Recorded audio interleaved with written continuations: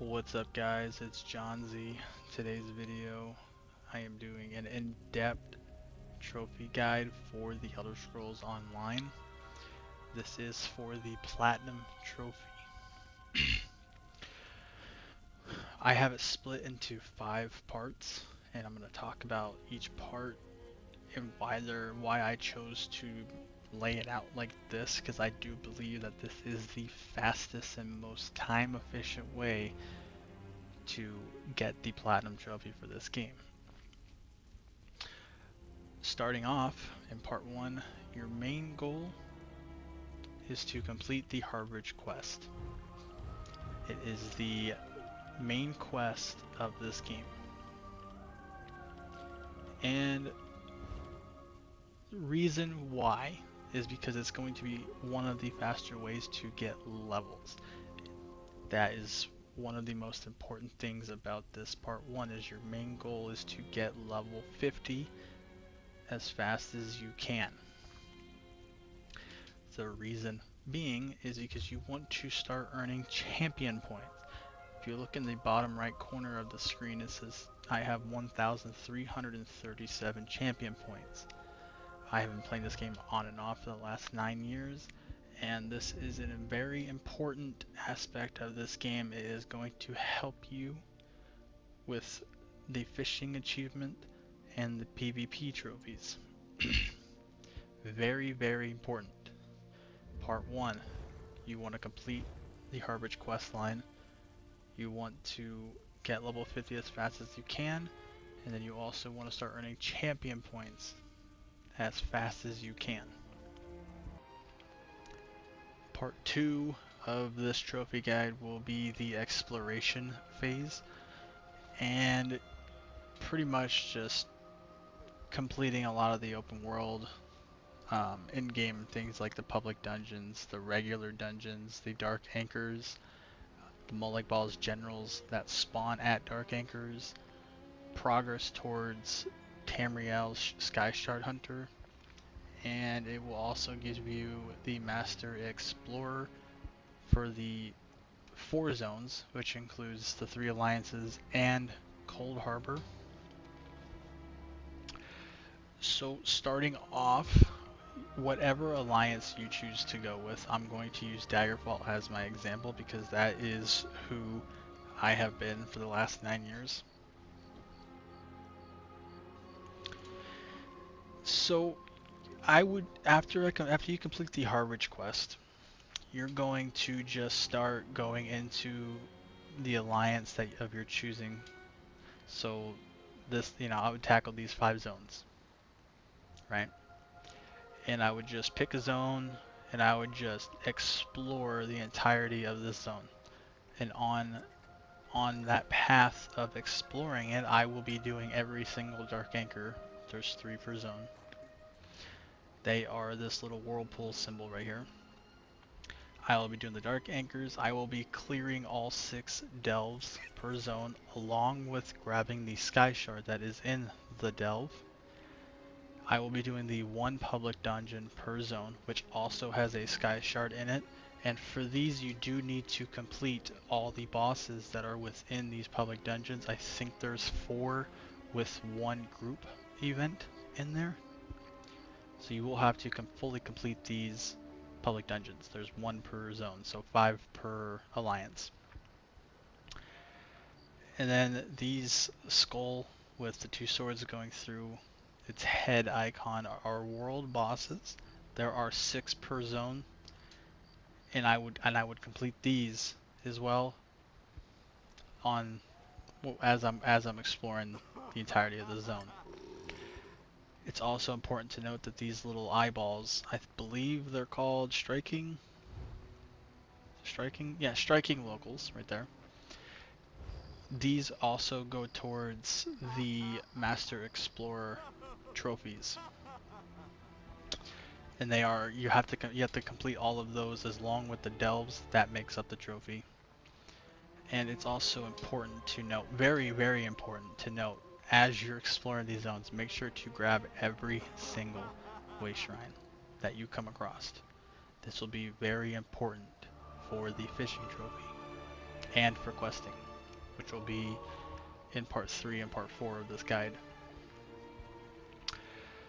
It's also important to note that the dark anchors, as you complete these, you will notice that the boss that you have to defeat to complete these dark anchors will be a variety of different names, and then you will also be defeating a lot of the ones that you have already done previously, making this trophy purely RNG. And as you can see here on the Grand Executioner achievement, there is a variety of bosses that spawn in, so you may complete every Dark Anchor in the game and you still might be missing a general. When I did my Dark Anchor farm, I did well over 250 before I got the Grand Executioner. And I will show you a quick farming method to get this, and I believe it's the only one of its kind. It's in the Alakir Desert. As you can see right here, there's a dolmen here, a dolmen here, and a dolmen here. And what's nice about them is they're all right next to a way shrine. So you would come into the zone, go to a way shrine, and you can't miss it. There's, every time I've seen it, there's always a group of like 30 or 40 people that are doing this triangle loop. They'll hit this dolmen, this dolmen, this dolmen, back up to this dolmen, and they rinse and repeat. It's a great way to earn experience for champion points. It's a great way to earn experience for your overall character's level. Again, part 1, your main goal is to hit level 50, so you could also start farming these dark anchors, because it also does give you Fighters Guild experience. So when you're done with those, you're doing these 5 zones. When you're done with that, you will have to do these dungeons. Each zone has one. Spindle Clutch for Glenumbra, Crypt of Hearts for Rivenspire. We got the Wayrest Sewers for Stormhaven, Blackheart Haven for Bankurai, and we have Vollenfell for Alakir Desert. You will go into these dungeons through the activity finder, complete them, all their bosses, and it will grant you the Vanquisher of the Covenant, the Pact, or the Dominion, depending on whatever alliance you're in. It will give you that trophy. It's literally the same as the public dungeons, but this one's regular dungeons. Same concept, just go in there, defeat the bosses, and you're good. And I want to reiterate, it is super important during this phase to grab every single way shrine that you come across. It is very, very important. Alright, so now we are on part 3, and this one may be very opinionated depending on who you ask, because so if you go alliance to alliance to alliance, or if you do one full alliance and then progress to the next alliance, so let's say you do everything in Daggerfall from part 2, and now you're doing all the questing for part 3. What I would recommend, and this is actually the method that I did, because I feel like if you work every aspect of this game into one thing, you won't see progress. And I feel like if I don't see progress, I feel like I'm not doing enough. So I would do all the public dungeons in every zone that I can in one night, etc. But for this guide and how I would do it for just the generic new player who doesn't really understand this game or anything like that, then this guide is perfect. But questing, and the reason why I reiterated in part 2 why it's super important for these way shrines, and the reason why I made exploration phase 2, or part 2 of this guide, is because when you start questing in this game, it will send you everywhere. So one quest down here in Daggerfall will send you up here, or way up here, and way back here, and then it tells you to return here. So having these way shrines, you know, you can go from this shrine after you accept the quest, hit here, hit a quest here, hit a quest over here, and you don't have to run on your mount. You also don't have to spend ridiculous gold for the way shrine penalty for using it.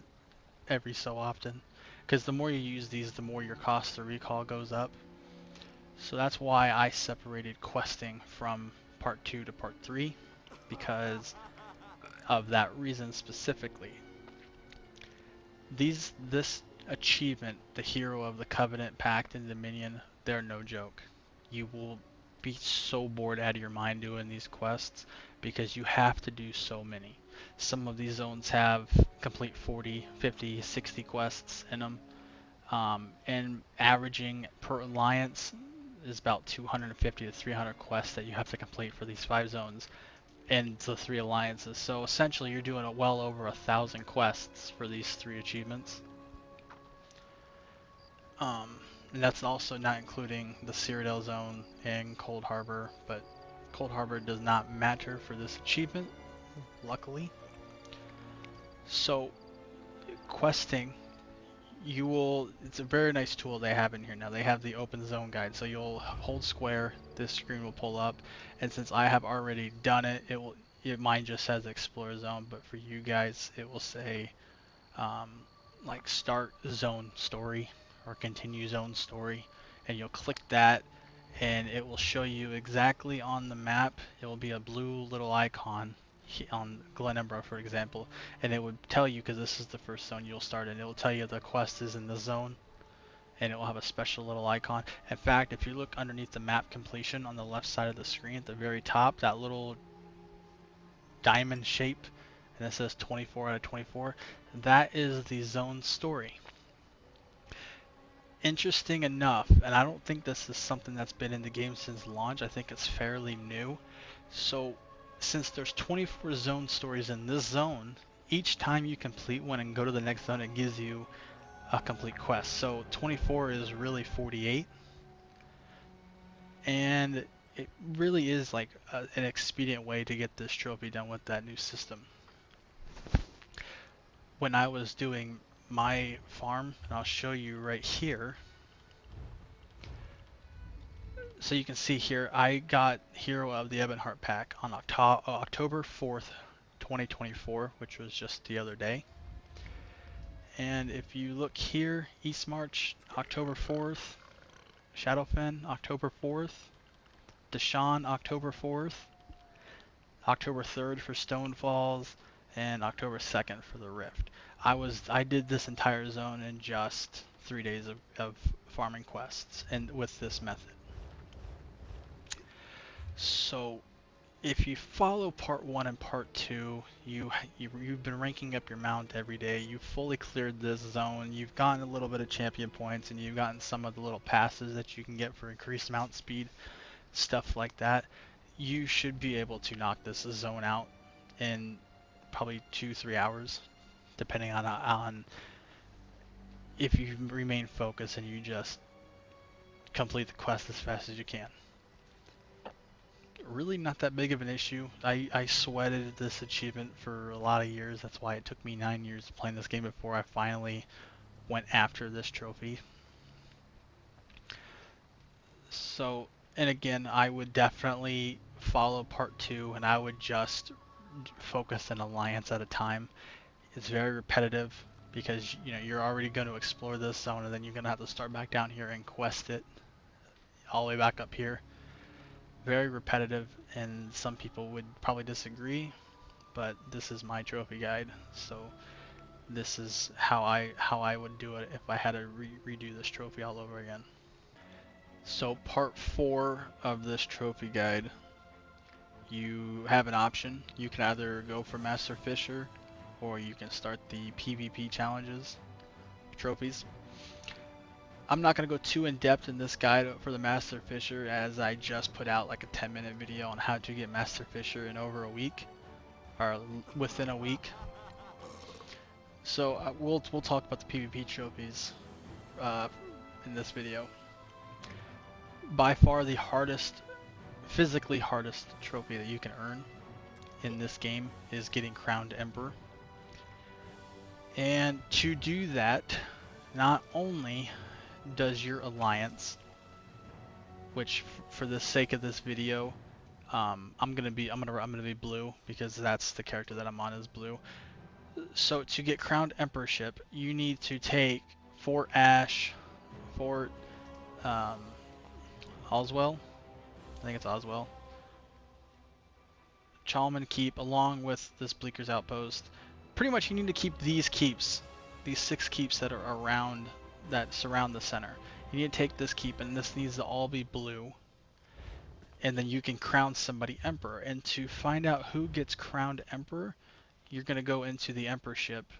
And I don't know why, probably because I haven't earned any alliance points in this campaign, but you can see right here where it has emperor leaderboards for Daggerfall, Aldemary Dominion, and Ebonheart Pack.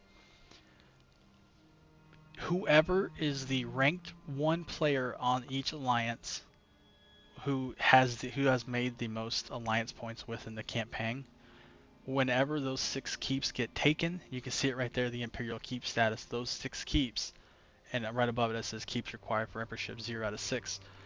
Because I'm on Daggerfall right now, we don't own any. So if for an example, if I was the #1 player right now for the Ebonheart pack, and I've made the most alliance points out of everybody else on Ebonheart's alliance, and we had all 6 keeps, I would be crowned the Emperor. And you get granted like a bunch of power and a whole skill line that really just amps up your character. It's single-handedly the hardest trophy physically in this game because you are not battling just yourself. You are battling a lot of people on your team. And what I would recommend is going into the below 50 no CP campaign, which you can only enter if your character is not rank 50 or level 50. It kind of sets you up to have a little bit more advantage because people in there aren't earning alliance points as fast as they would in this campaign with champion points. So definitely do this in the below 50 no CP campaign. And other than that, the only other trophies that are in Cyrodiil is these towns, like right here, this town right here. This is Bruma. There is a couple of towns in this open world Cyrodiil, right here. There's Velastris, Cropsford. There's a list of them, and I can put them in the description. You have to go in and complete these quests. There's like 9 of these per town, so 9 here, 9 here, 9 here, and there's a few other ones. I believe there's 5 zones in total. You go and just complete all the quests. They're super easy, super fast. You can get them done. But they have to be controlled by your alliance. So like right now, I can't go in the Velastris and complete quests. I have to take the town and crown it blue to get access to the quests. The next one is support the fight, which is just capturing a resource. At every keep, so you can see here at Fort Rails, there is a lumber mill, there is a farm, and there is a mine. These are considered resources, and to get this trophy you just need to turn one of them blue, or whatever alliance you're on. And the other 2 are essentially a given. You have to earn the recruit rank in alliance, and I believe it's like the first rank you get, so it's essentially a given. As soon as you like earn a little bit of AP, reach level 10 and become eligible to enter Cyrodiil and join a war alliance. So you are given this as soon as you hit account level 10 and you enter Cyrodiil. So that one's literally a given. The last one for the PvP trophies is a close call kill, and you pretty much just got to get a kill in either alliance war, which is this zone right here, or you can queue into battlegrounds, which is right here. You can queue in. It puts you on a team of 4 people, and you just got to get a kill with at least 5% health remaining. It's essentially a given. You know, you hit somebody with a dot, or you guys like trade kills or whatever, you'll get it. You just got to get a kill with at least 5% health remaining. So that definitely wraps up part 4.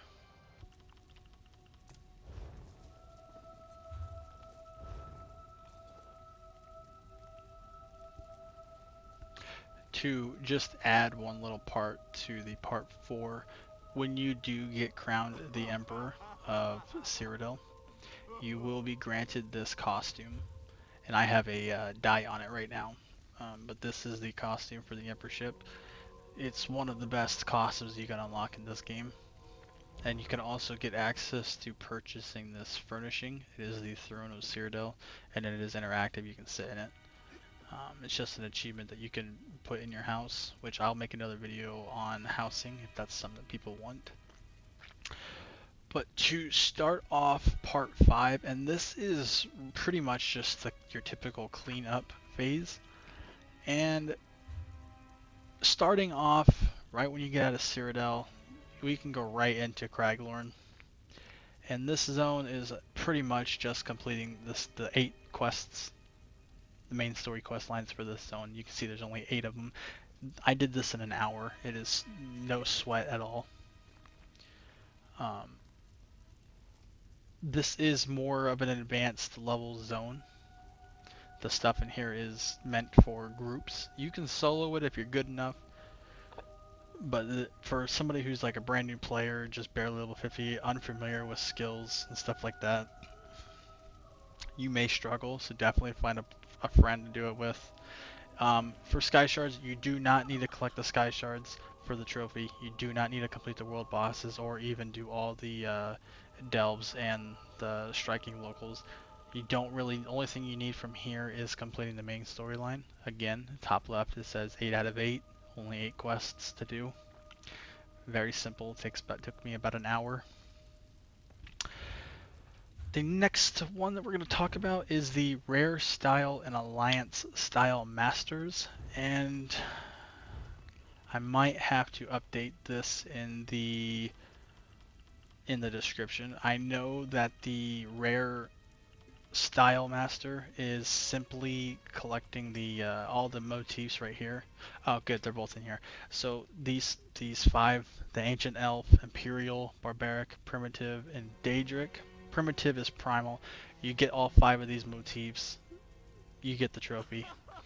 The only one you may struggle with is Imperial, and the reason being because it is a gold motif. And I'm unfamiliar what the coin value is, but back near the beginning of this game it was going for a really high price. I don't know what it is now, but that you need to get those 5 books, you get the Rare Style motifs, or Rare Style Master trophy.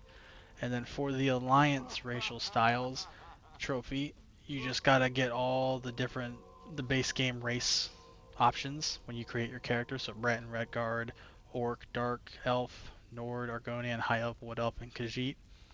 These are all blue motifs. You can buy them from guild stores for like 100 gold. Super cheap. You also find them pretty frequently in like urns and stuff like chests and stuff like that. So don't sweat these at all. You can get these really easy. Next is, and I'll have to try to see if I can figure this one where these ones will be at. The Fighters Guild and Mages Guild. Maybe it's under character. Yeah, right here. So here are the 5 quests for the Mages Guild. You complete these, you get the Mages Guild questline trophy. Same thing with the Fighters Guild. Super easy, don't sweat these, they're really fast quests. You can do both of these probably within an hour. Super quick, super easy. Your next trophy that you can get in this cleanup phase is another one that's really simple and easy. Get bit by a vampire, and to do this you need to, God, I don't know on top of my head, I know it's in Bankarai. There's a shrine in this zone. You go up to it, and I can probably post a video, and I'll have a link in the description for it. You go to the shrine, somebody will go up there, or you can just say looking for a vampire bite, and you pretty much just wait for somebody to go up there, and then they bite you, and you get access, you become a vampire, and then it makes you go through this little 5-minute quest, and it's really a tutorial to becoming a vampire. Um, really, really useful. Vampire used to be really useful. I'm unsure now. I took my vampirism away, but just get bit, complete the quest, then you can cleanse yourself. Um, and then you also need to become a werewolf. Same concept. You go to the werewolf shrine in Bankurai. Either you can wait for me to post it, or you can just look it up on the internet. Same thing. Wait, get bit by somebody um, who is a werewolf, and it will give you the quest line. You go and complete it. Again, it's just like a tutorial of learning the abilities. Super easy. This phase is just it. Again, it's the cleanup phase. All this stuff is super easy. Your next two trophies are thievery. So for indecent exposure, what you're gonna do is you're gonna go to a town and you're going to steal a piece of armor from head, chest, shoulders, waist, hands, legs, and feet. And then you're going to equip that stolen armor. And then you're going to get caught by a guard. And pretty much they're going to take it away from you and you're going to be nude. That's why it's called indecent exposure. Super easy. Again, no sweat for this trophy. The next one is cut and run. And all you need to do is just steal something, get caught by a guard, click flee, and run away. Easy. And after you have completed all those trophies from part 1, 2, 3, and 4, and you've done all those ones that we just talked about in this part of the trophy guide, really the only trophy you should have is finish picking up the remaining sky shards that you haven't picked up yet, whether that's in these alliances. Again, by the time you do all the delves in the public dungeon, you should only have 9 or 10 in each zone, and you can look them up on the internet. They have very good interactive maps that you can find that show you exactly where the sky shards are located around every map. And for that trophy, I want to reiterate, it is for the 3 alliances. So Daggerfall, Aldemir Dominion, the Ebonheart Pact. You do need to do Cyrodiil, unfortunately, and there is a lot of them. You can see there's 46 sky shards throughout this zone. There's 15, 15, and 16 scattered throughout the open world, in the delves, stuff like that. And then you also need to grab Cold Harbor, which is this zone right here, and the 3 starter zones. So you have this zone right here. If I can, it's called Strosmikai, this zone, and this zone right here, Keenheart's Roost. And then you also have this one right here, which is Bleak Rock. I believe there's only, yeah, there's 3. So there's 3 sky shards on each of these starter zones. So very, very fast. Again, don't sweat any of these trophies in this phase. Cleanup phase, super easy. You can almost literally force them whenever you want. It's super easy. And that wraps up the trophy guide. If you follow this guide, make an attempt at the platinum, and you end up getting this platinum trophy, congratulations. Let me know in the comments if this guide helped you on that journey. I think this game is definitely in my top 10 hardest games to platinum of even all time. And I think when people talk about trophies and they talk about, oh, this game's super hard to platinum, they usually talk it on a scale of physically challenging. And I think that games like this, where trophies are very simple to do in this game, it's having the ability to be patient enough in completing. This game's very tedious. There is so much to do in just like one alliance. There's a lot to do in these 5 zones. And then once you start adding in, Craglorn and Cyrodiil, like it is a lot. And that's why only on PlayStation there's only like 0.1 or 0.2% of the players that's actually been able to achieve platinum, because a lot of people cannot do these tasks because they're super long and boring. So This has been another trophy guide on the channel. Again, if you attempt this and you follow this guide and you get to platinum, let me know in the comments and we'll see you in the next trophy guide.